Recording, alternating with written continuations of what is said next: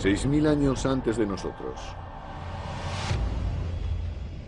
Hace 6000 años, la domesticación de plantas y animales preparó el escenario para la siguiente fase de la historia humana. Como nubes de polvo interestelar acumulando materia para formar estrellas. Un tipo de gravedad especial ejerce su poder de atracción en lugares como Sumeria, la parte del creciente fértil conocida como Mesopotamia, donde las concentraciones de personas dan paso a grandes poblaciones que a su vez se convierten en centro de poder e innovación. En torno al 3000 a.C., algunos de estos asentamientos sumerios pueden considerarse ya las primeras ciudades propiamente dichas. Una de ellas es Uruk, con una población de 50.000 habitantes hacinada en menos de 2,5 kilómetros. Una densidad poblacional capaz de rivalizar con la de ciudades modernas como la propia Nueva York. Los humanos han desarrollado tanta eficacia para aprovechar la energía de los alimentos cultivados que esa zona, que solo hubiera podido abastecer a un cazador-recolector, es capaz de abastecer a miles. Pero un cambio en la dieta desencadena una nueva dependencia.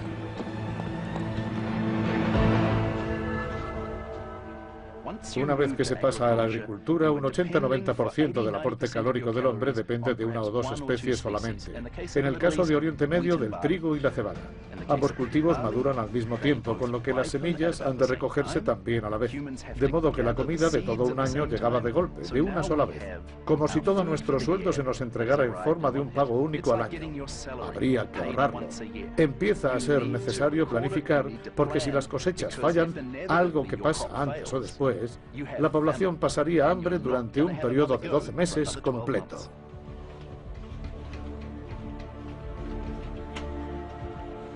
En estas primeras ciudades, el grano es el rey.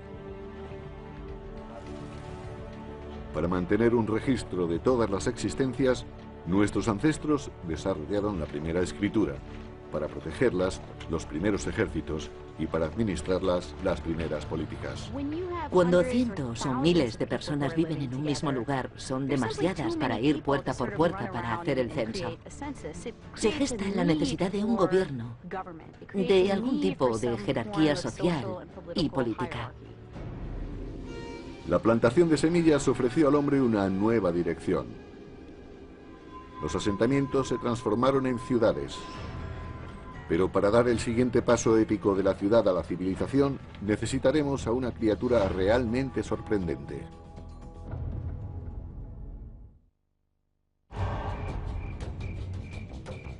Hace 5000 años, después de vagar por la Tierra durante más de 100.000, la humanidad empezó a asentarse.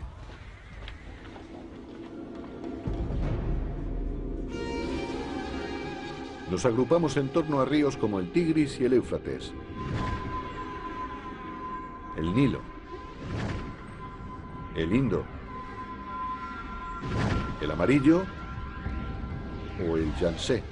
Las civilizaciones estaban a punto de despegar, pero antes de eso, todas ellas debieron dominar un arte, el del mercadeo.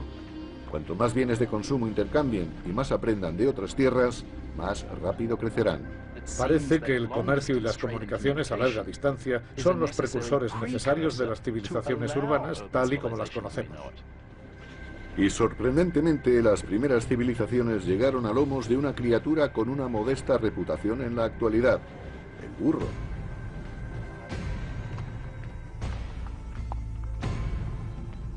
Las caravanas de burros fueron las autopistas nacionales y la alta velocidad de Internet actuales. Por sus rutas llegó el mundo moderno. Por ellas no solo se transportaron mercancías como madera y bronce, también ideas e historias. Las civilizaciones que pusieron en contacto fueron algunas de las primeras descritas en la Biblia. Las rutas de caravanas convergieron en el Golfo Pérsico, donde enlazaban con los barcos que transportan las mercancías a la India. Pusieron en contacto a estas civilizaciones a través del intercambio a gran escala de bienes culturales y de consumo, empezando la globalización. Es una clave esencial para comprender cómo funciona nuestro mundo ahora. Como ya lo hicieran las primeras civilizaciones, nosotros también comerciamos y creamos redes. Estas redes se reúnen en núcleos radiales. A lo largo de la historia, estar en ese núcleo solo ha significado una cosa. La cantidad de ideas y de mercancías que atraviesa una región parece guardar relación directa con la influencia y el peso específico de esas regiones. En torno al año 2000 a.C., los humanos habían pasado de las humildes cabañas a los monumentos inmensos. En África, las grandes pirámides se erigen a la orilla del Nilo. Las primeras fases del Stonehenge se levantan en la antigua Bretaña. De vuelta en Sumeria, los templos en montes artificiales, llamados zigurat, se yerguen aún más altos hacia el cielo. Para consolidar estas colosales estructuras, los constructores sumerios recurrieron a una sustancia que rezuma de las filtraciones del río Éufrates, el llamado betún. Utilizado como asfalto en la actualidad, este fue el primer derivado del petróleo en ser explotado por la humanidad. Mientras el betún era altamente apreciado, la sustancia más ligera y líquida que se filtraba junto con el betún era considerada una molestia por los antiguos debido a su facilidad para arder. Ellos la llamaban nafta, nosotros gasolina. Fue uno de los primeros indicios de los inmensos campos de petróleo que un día convertirían la cuna de la civilización en centro de poder y de conflictos bélicos. El legado de estas primeras civilizaciones sigue visible en sorprendentes manifestaciones. El sistema para contar de los sumerios se basaba en el número 12, no en el 10. Por eso nuestros días se dividen en dos bloques de 12 horas y nuestras horas en 60 minutos y los minutos en 60 segundos. A los sumerios se les atribuye también con bastante probabilidad la invención de la rueda, que eventualmente conduce hasta otra innovación que cambiará el curso de nuestra evolución, el carro. Con ello, con el invento sumerio, la rueda y la domesticación del caballo que habían conseguido los pueblos nómadas, se unen para dar origen a una formidable pieza de tecnología militar. En torno a 1200 a.C., el enfrentamiento entre civilizaciones tiradas por carros corta las rutas comerciales del cobre y el estaño, los metales imprescindibles para fabricar herramientas y armas de bronce. Por suerte, las estrellas nos proporcionaron una alternativa, el hierro. Será ahora cuando los herreros realicen un descubrimiento fundamental. Trabajando a temperaturas más altas, se puede liberar el poder de este antiguo metal. Más fácil de moldear y 700 veces más común en la Tierra que el cobre, el hierro será un factor decisivo. La humanidad entra en la edad del hierro.